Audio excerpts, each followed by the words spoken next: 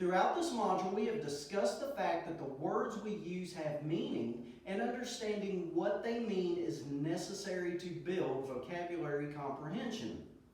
However, there are times that we will use words or phrases that have intended meanings that differ from their literal interpretations. Collectively, they are categorized as figurative language.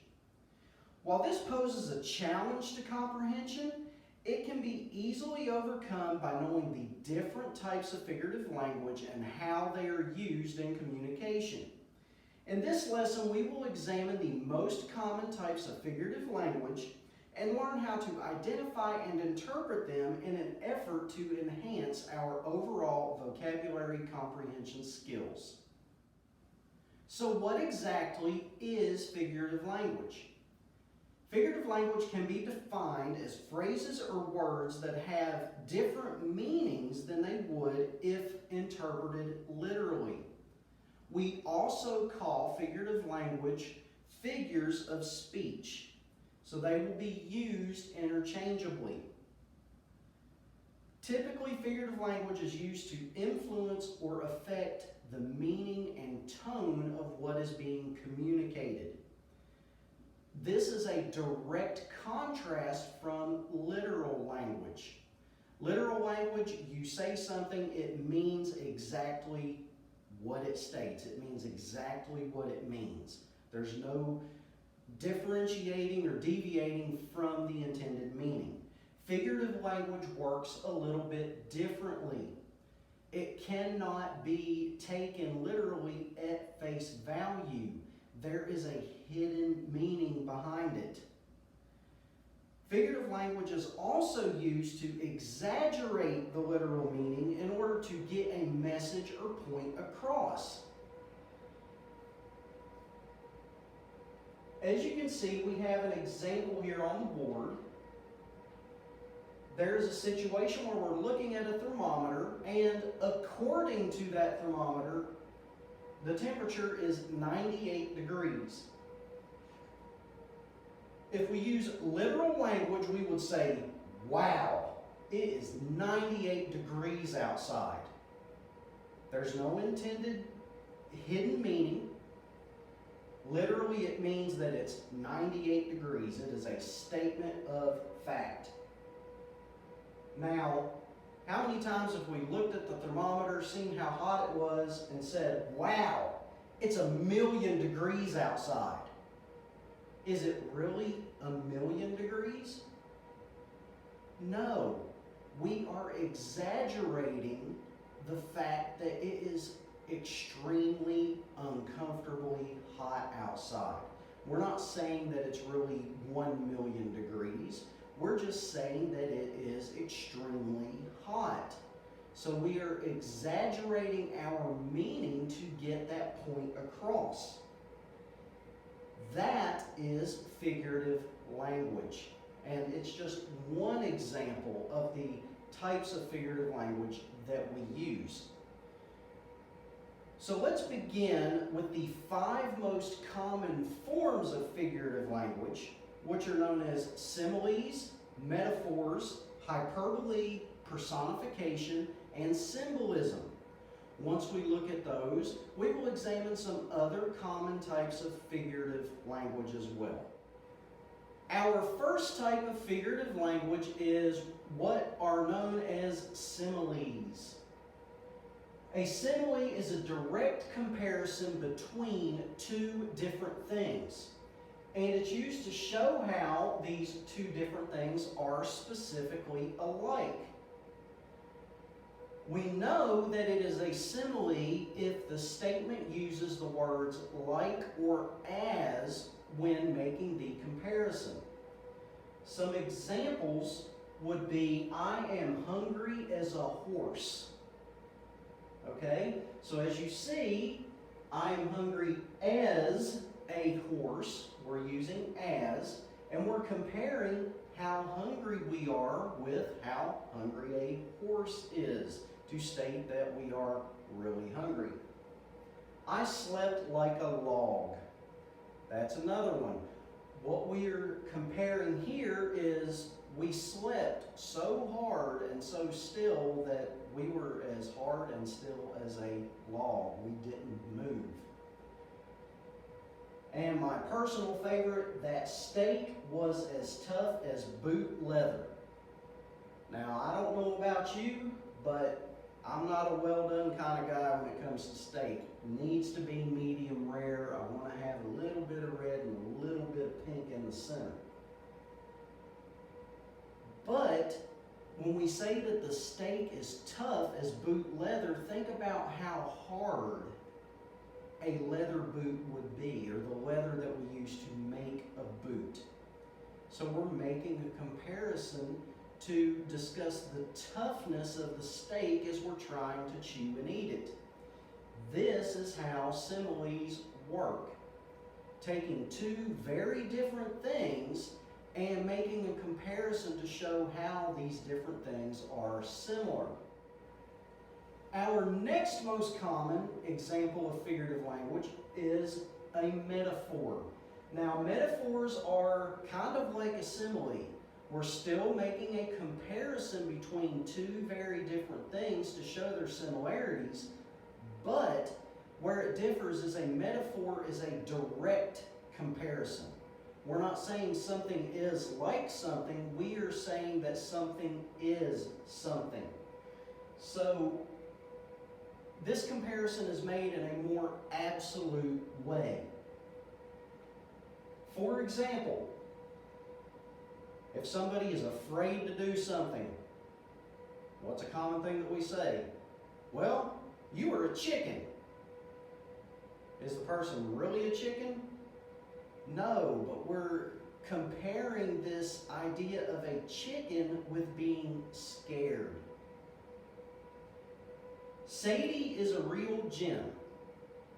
Now, Sadie is my little 4-month, almost 5-month-old daughter now. And when I say that she is a real gem, what I'm doing is I'm comparing her with a gemstone. I'm saying that she is precious. So I'm showing the similarities between my little baby girl Sadie and a gemstone by making that comparison, saying, you know what, they are precious. She is precious to me. He is an ox on the defensive line. Now, what are we comparing here? Well, when we say that someone is an ox, the comparison that we're making, the point that we're getting across is that person is strong. So when I'm saying that he is an ox on the defensive line, I'm talking about his strength. It's almost like he's unstoppable when he's on that defensive line. The next type of figurative language that we most commonly encounter is what is called hyperbole. And a hyperbole is simply an extreme exaggeration of facts. Hyperbole is meant to stress the significance of a point. Well, we already looked at an example of hyperbole at the beginning of the lesson. It's 1,000,000 degrees outside. In this case, I'm using hyperbole. I'm using an over-exaggeration of the heat to describe just how hot the temperature is. In another example, I'm so hungry I could eat a horse. Now, are we literally going to eat a horse? No. But what we are saying is that we are so hungry we want to eat a lot. And a horse is rather large, so we're saying, you know what, I could eat enough food that would equal out to the size, shape, and weight of a horse. We also see some other common examples, such as it's raining cats and dogs. It's raining cats and dogs. Really? Are there like dogs and cats falling from the sky? No. This is an expression that we use to discuss the fact that it's raining really hard, that the rain is really coming down. My mom's going to explode when she gets my grades. What does that mean? How many of you have ever had your parents explode over something?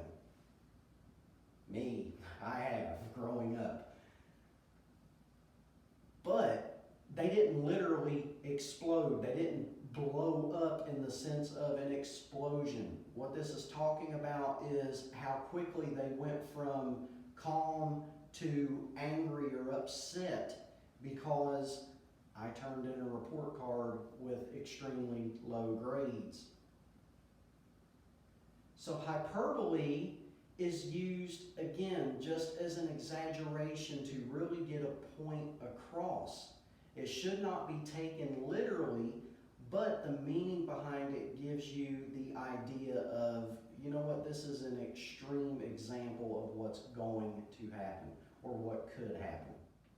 Our fourth most common example is what is known as personification. And this is defined as applying human qualities to something that is not human.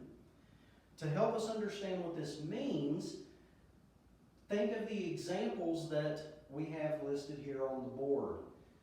The trees danced in the wind. Okay, were the trees literally dancing? You know, were they getting up there dancing a jig? No. What it's saying is that the wind was blowing, the trees were swaying, and they're comparing that to dancing. The sky is crying. Again, can the sky cry? No. But where does rain come from? It comes from the sky. So when it's raining, you're likening it to the sky crying or tears falling from the sky. And this last example is one that is near and dear to my heart. I claim this wholeheartedly. My alarm screams at me to get out of bed every morning. Now, I am more of a morning person, but at the same time, I like to sleep. Sometimes I'm not quite ready to get out of bed. And when that alarm goes off, it's like it's screaming at me, hey, you need to wake up. So I'm sure that we can relate to that. You know, sometimes we just don't want to roll out of bed and it feels like the alarm is screaming. But it's not really. It is just making a noise to alert us that, hey, you know what? You need to get up and start your day. The last most common type of figurative language that we will encounter is what is known as symbolism. And symbolism refers to an object that is used to represent a deeper meaning. Now, one thing that you will find is that something can be both symbolic, but can also be identified as a simile or a metaphor. For example, the roller coaster. We can make a simile that says life is like a roller coaster, or similar sentence as a metaphor, the roller coaster of life. Okay? So the roller coaster is symbolic of life. And what that means is that we have our ups, where we go through these periods of excitement and extreme happiness and joy and things are going our way. But once we get up and go over the top, we also start going down. Okay, and the downs of life refer to those periods of sadness, those periods of frustration, those times in life where it seems like things just are not going our way. So in that case, life is symbolic with the roller coaster. Some other common forms of symbolism that we are familiar with. The dove with the olive branch is a long-lasting symbol of peace. This has been a symbol of peace for, it seems like, ages. A sunrise.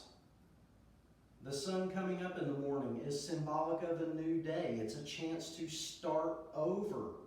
The day is brand new. We can pick up and try new things, do different things. And then finally, the black cat. I'm sure we've all heard the saying that it's bad luck for the black cat to cross your path. This black cat is based off of old folklore and it's symbolic of bad luck or a bad omen. Something bad is going to happen. Now let's take a look at some other common types of figurative language that we may encounter when we read or when we're communicating with one another. First, let's talk about idioms. Idioms are phrases or expressions that do not mean what the words actually say. An idiom will have a hidden meaning. To help us understand that, it's better to look at some actual examples so that we get an idea of what an idiom is. I'm sure that these examples are some that you have heard at one point or another. I smell a rat. When we say I smell a rat, does it literally mean that we smell the little rodent? Or in some places, the rather large rodent? No, we're not saying that we literally smell a rat. This is a phrase that we use that refers to the fact that we suspect that there is an informant in our midst. That somebody is doing something that's up to no good. Again, it doesn't mean that we're literally smelling that rodent. We're just saying that we suspect that we got a spy amongst us. For example, my phone cost me an arm and a leg, or my car cost me an arm and a leg. I had to pay an arm and a leg for that brand new PlayStation 5. Did you really have to take off your arm and your leg and use those to pay for those items? No, but it is an expression that we use to describe the fact that the item that we purchased was really expensive. So we're not cutting off people's body parts in order to sell them to get a cell phone or a car or a PlayStation 5. We're just saying this was really expensive. And then the graphic example, the cat is out of the bag. So when we hear that phrase, does that mean that somebody just walked up, opened the bag, and the cat got out? No. When we say the cat is out of the bag, that means the secret has gotten out. So idioms are these common phrases that we use that could mean something rather odd when taken literally, but if we understand the interpretation, if we understand the meaning behind it, it helps us to better interpret what is being communicated. Next are adages, and these may also be known as proverbs. You might be familiar with some of these sayings. But an adage is an expression of a well-known and simple universal truth. Again, this is another example of figurative language that we need to actually see some examples of adages and how they are used. The early bird catches the worm, or the early bird gets the worm. I'm sure this is one that all of us have heard several times over the course of our lives. Taken literally, it's true. You know, if the bird gets up early enough, they're going to have a more likely chance of getting the worm. But what is the universal truth that is being taught by this saying? When we say the early bird catches the worm, what we're trying to explain is that don't wait too long to do something. If you want to apply to go to college, for example, you want to get your application in early so that you are able to ensure you have a better chance of being accepted into the school, especially if there is an enrollment limit. Going to the DMV, for example, that's something that many of us who drive absolutely dread because there's always long lines. Even those who do get there early tend to have somewhat of a long wait, but the wait is nowhere near as long if you go there first thing in the morning versus if you go there, say, during your lunch hour. Chances are during your lunch hour, you're not going to get through the line. So the truth that's being taught here is don't wait. Don't count your chickens before they hatch. Once again, there's a universal truth that's being taught here, is don't bank on having something until you actually have it. How many times do people go and buy lottery tickets, and while they have that ticket in their hand, before the drawing is even made, they're already planning on how they're going to spend their winnings?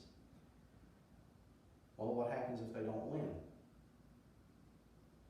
So, not counting your chickens before they hatch is teaching that, it's okay to make plans, for example, but don't see those as set in stone until you get to that point. Don't judge a book by its cover. This is another common example that teaches a simple truth. If you look at a book cover, does that really tell you what the book is about? No. And the universal truth here is when you meet someone or you see someone, don't just pass a judgment on them first thing. Take some time to get to know them. Open that book up and read it a little bit. Talk to the person, get to know them. And I'm sure you'll be surprised to see that there's more to them than just what you see on the surface. In some cases, irony also encompasses a form of figurative language, specifically when it is verbal irony. In a later lesson, we will be examining irony in more detail, but for the purposes of this lesson, we're going to focus specifically on verbal irony. And what verbal irony is when you deliver a statement that is opposite to the meaning or the situation. Specifically with verbal irony, you are expressing something through speech that is opposite of what you actually mean. A classic example of this will be if you're standing outside and it is a rainy day, it's really gloomy, kind of depressing, and then you make the comment, well, the weather is wonderful today. Is the weather really wonderful? No, of course not. So we're making an ironic statement. Another example. Friend walks up, is noticeably mad about something. And we say, well, someone is in a rather cheerful mood today. Is that person really in a cheerful mood? No. We're stating the opposite of what is actually going on. The two pictures that I have posted up here I thought were rather humorous. Learn to read free, and it gives a number. What's ironic about this? Well, if a person does not know how to read, does that sign make any sense to them? No. There's no way that they can read it because they don't know how to. And then, my personal favorite, the procrastinator's meeting has been postponed. Once again, another example of rather humorous irony.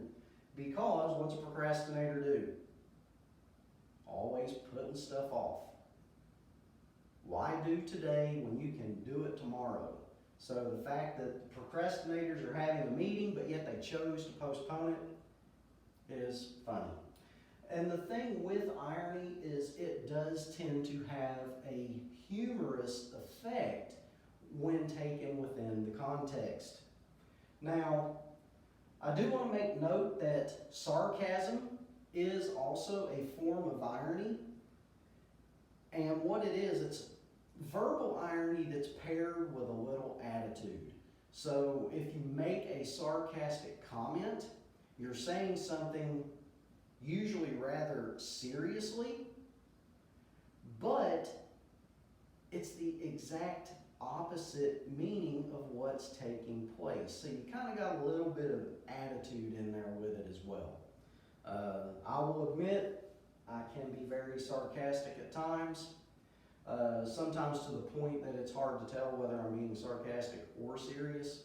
So verbal irony, at least for me, is probably my favorite style of figurative language because I do use it from time to time. Sometimes in communication, the speaker or the author, if they are communicating in written form, will use what is known as allusion. And allusion is a reference to a person, place, event, idea, or another text. And these allusions can sometimes be directly stated, they can be rather explicit, and there are other times where it will be implied.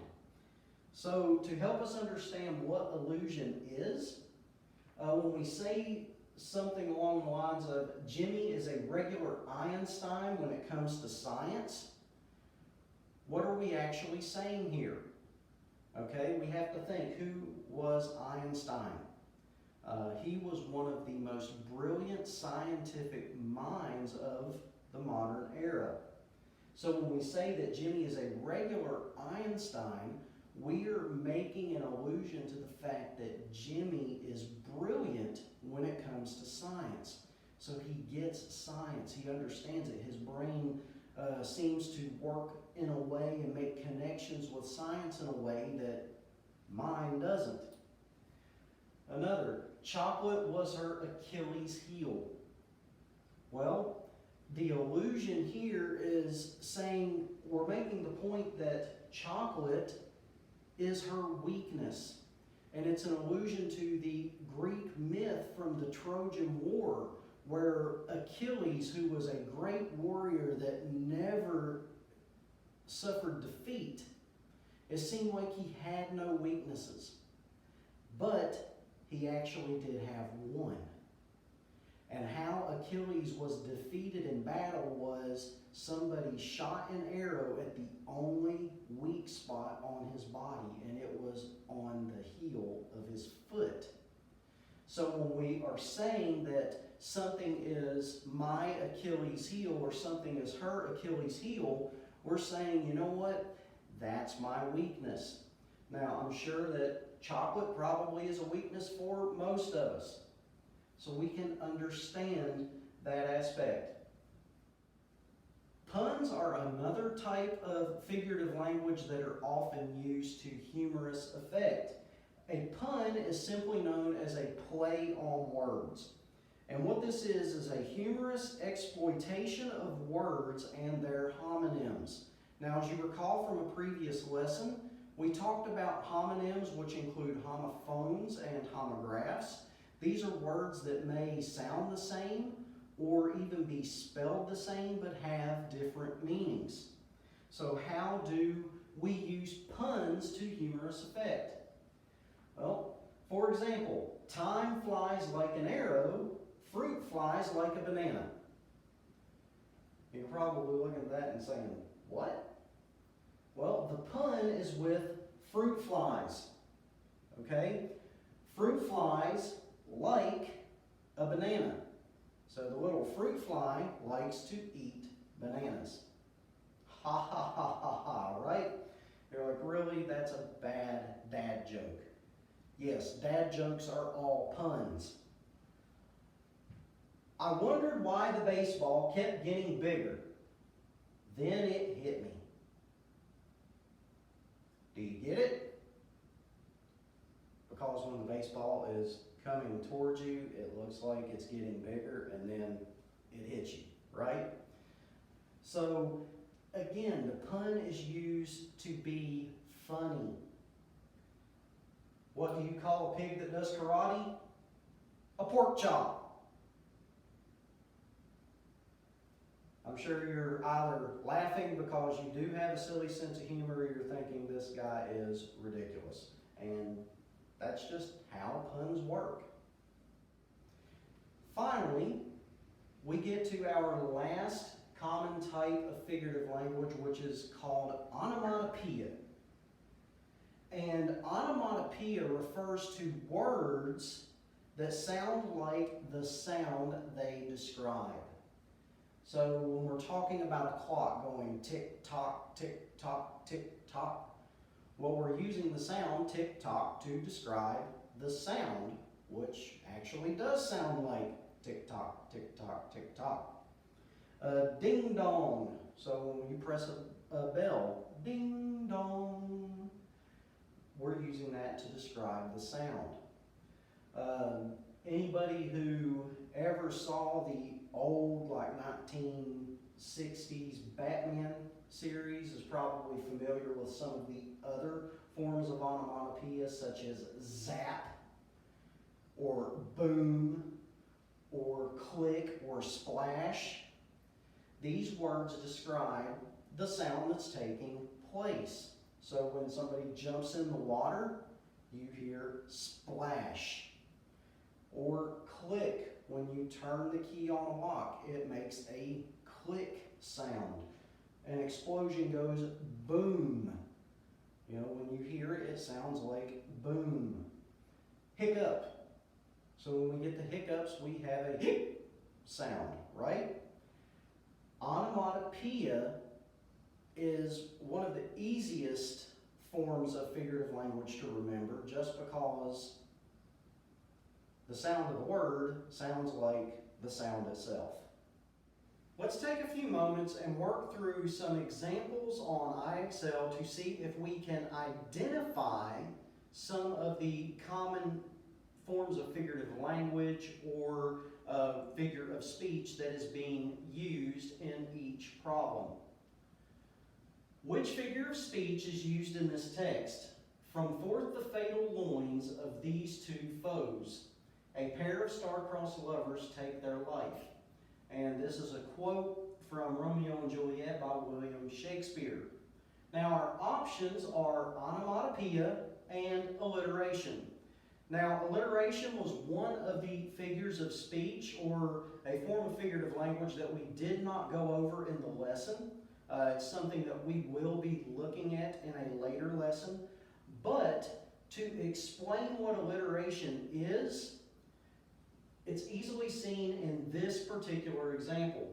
Alliteration refers to a series of words, two or more words together that have the same consonant sound. So from forth the fatal loins of these two foes. So we have this hard F sound, f, that is being repeated in this line. So from forth the fatal loins of these two foes, this is an example of alliteration. Now let's look at this sentence and see if we can determine if it is a simile or a metaphor. The water made a sound like kittens lapping. Now, what was the difference between a simile and a metaphor? Well, as you recall, a simile will use like or as. A metaphor will not use like or as. So the water made a sound like kittens lapping tells us that this is a simile. Let's see if we can determine whether this example is using an idiom or onomatopoeia. You've reached Josh Acosta's voicemail. Please leave a detailed message at the beep, and I will return your call at my earliest convenience. Well, in this case, the bolded word beep is referring to the sound that comes at the end of that voicemail message. So we listen for that beep to know that, okay, now we can start recording our message. Well, is beep an idiom or onomatopoeia? Well, if it sounds like it actually sounds, it's onomatopoeia. I thought I'd forgotten how to play with a boomerang, but then it came back to me. Is this personification or a pun? Well, we need to think about how "it came back to me" is used within the context of the sentence. So, for example, when you throw a boomerang, what does it do?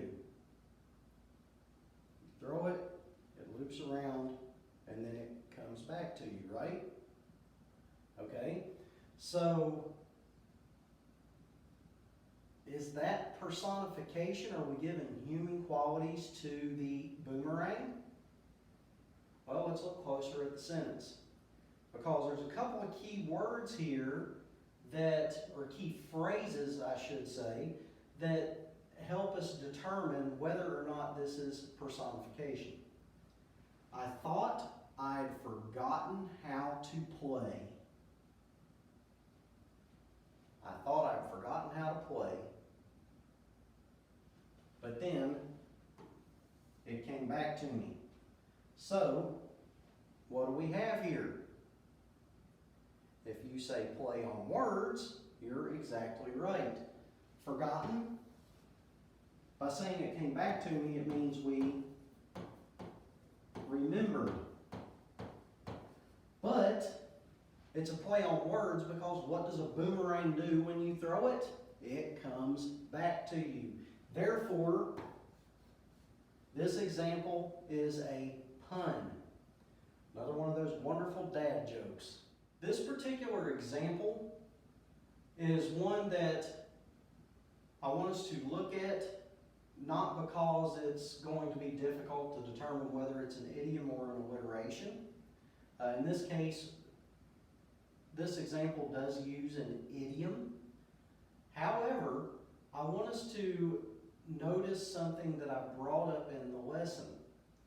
It's only 40 miles to the ranch as the crow flies, but on the winding local roads, it takes about 2 hours. So the statement that we're looking at is "as the crow flies." Okay, so this is a common idiom that is used to describe distance from one point to another as a crow flies. So it's like a straight line distance. But anybody who lives in the mountains knows that you can have towns that are physically 2 miles apart, but because of the roads to get to those towns, it could take 15 miles to get there because you have to go through windy mountain roads. So "as the crow flies" is referring to this meaning that if we were to just go straight there, if we could fly over the mountain and get there, it won't take that long to do it. But what do we notice about this statement, "as the crow flies"? Remember, idioms can be similes or metaphors as well. So this is a good example of how a simile can also be a common statement that we use to describe something. So yes, this is an idiom. Let's take a look at one more example to see if we can identify the type of figurative language or figure of speech that's being used. "This mattress is as soft as concrete," Vince complained as he tested the bed in his hotel room. Okay, so this mattress is soft as concrete. This is the statement that we want to focus on.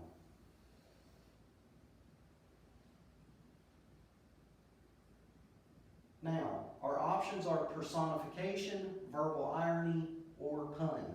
Well, we can clearly rule out personification because there's no human-like qualities being attributed to this mattress. What we are told is that the mattress is soft as concrete. Now, is concrete soft? No, of course not. If you lay on concrete, it's going to be rather uncomfortable because concrete is hard. So, which figure of speech do we use when we are describing something that is the exact opposite of what we are saying?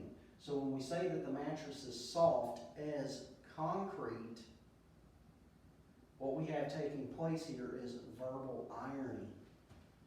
Because the irony is that concrete is not soft. So what he's actually saying is that this mattress is hard.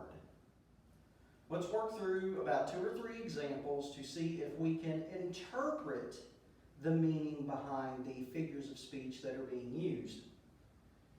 In this example, we have a quote from Taylor Swift's love story. "Romeo, take me somewhere we can be alone. I'll be waiting. All that's left to do is run." So what is the illusion that is taking place here? Is it the speaker has been waiting for a long time? Or is it the speaker loves someone she is forbidden to see? Well, in this particular psalm, she keeps making references to Romeo. Okay, so that is important. Romeo, of course, is famous from William Shakespeare's Romeo and Juliet. And what's the story behind Romeo and Juliet? Well, in a nutshell, they are from 2 families who are at war with each other. They are enemies, but yet they fall in love. And because of the fact that their families are opposed to each other, that love between them is considered forbidden. So the illusion that she is making here with the Romeo in her song is that this is someone who she loves, but she's not allowed to see. And we get the gist of this through the rest of the lyric. "Take me somewhere we can be alone. I'll be waiting. All that's left to do is run." Well, why are they going to be running? Why do they want to be alone? It's because they're not supposed to be seeing each other for one reason or another. So, the illusion here is that Romeo is this forbidden love that the speaker has in this song. Now let's see if we can interpret the simile that is used in this example. The president said that his belief in freedom of expression is as solid as the ground we stand on. So the simile that is used is solid as the ground. Okay, so we have as. What does this statement mean? Is it the president's belief in freedom of expression is growing stronger? Or is it the president's belief in freedom of expression is firm and unwavering? So he says that his belief in freedom of expression is as solid as the ground we stand on. So when we stand on the ground, it's pretty solid. It's not going to move. With that in mind, the intended meaning of this statement is that the president's belief in freedom of expression is firm and unwavering, not that it's growing stronger. If the ground is solid, it's already strong. It's not going to grow any stronger. But it is firm and unwavering. In this example, we see a common idiom. Let's see if we can determine what the intended meaning is. Bonnie submitted her suggestions to Dirk. Now the ball is in his court. Okay, so our idiom is now the ball is in his court. So what does that mean? Dirk has some difficult work to do, or Dirk needs to act next? Well, Let's look at the sentence again. Bonnie submitted her suggestions to Dirk. So she's made suggestions about something. They've gone to Dirk. Now what needs to happen? Well, Dirk is going to have to look at those, and he's going to have to do something about it. So the ball in his court is a reference to tennis. So when you knock the ball over the net to the other side of the court, it's on your opponent's side. It's up to them to then act. Once it's in their court, they have to try to hit the ball back. So the idea is that since Bonnie already submitted her suggestions, now it's up to Dirk to do something. So Dirk is the one who needs to act next. Let's take a look at this passage and see if we can figure out which sentence is an allusion. Right then, there were families with kids sailing around the world. They were visiting Istanbul, Tokyo, Dubai, and the lesser-known Dalat Uliga Darit in the Marshall Islands. Some wrote books for a living, but most saved up funds in their land-loving years, then sailed around until the money ran out. At that point, the siren song captured them and they became addicted. They returned to land only long enough to work in order to save up for the next offshore journey. So which sentence uses an allusion? Well, the first thing that sticks out to me is siren song. It says the siren song captured them and they became addicted. Okay, so Mr. Blankenship, what does that mean? Well, siren song is an allusion to the sirens in Greek mythology. That is a reference to Homer's The Odyssey.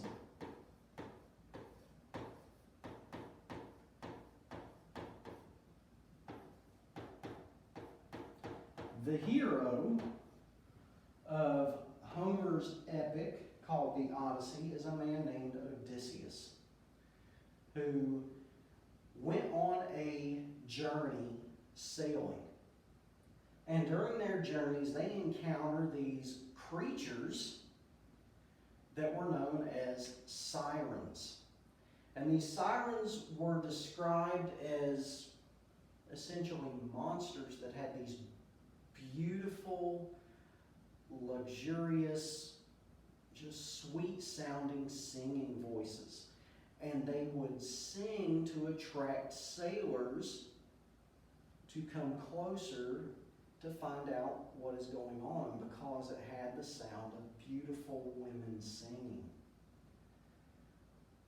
Well, ultimately, the sirens were using their beautiful singing voices to attract ships closer to the reefs so that it would cause the ship to hit the reefs and cause them to sink. And then, of course, they would devour the sailors. So the reference here is referring to how the song, the siren song of the sea, attracted them. So it means it captured them. They became addicted to going out and sailing. So the allusion here is the statement at that point, the siren song captured them and they became addicted.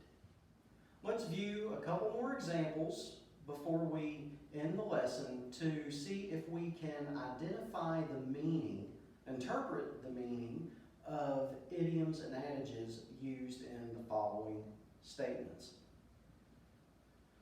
So what is the meaning of go back to the drawing board? Well, let's think about it for a moment.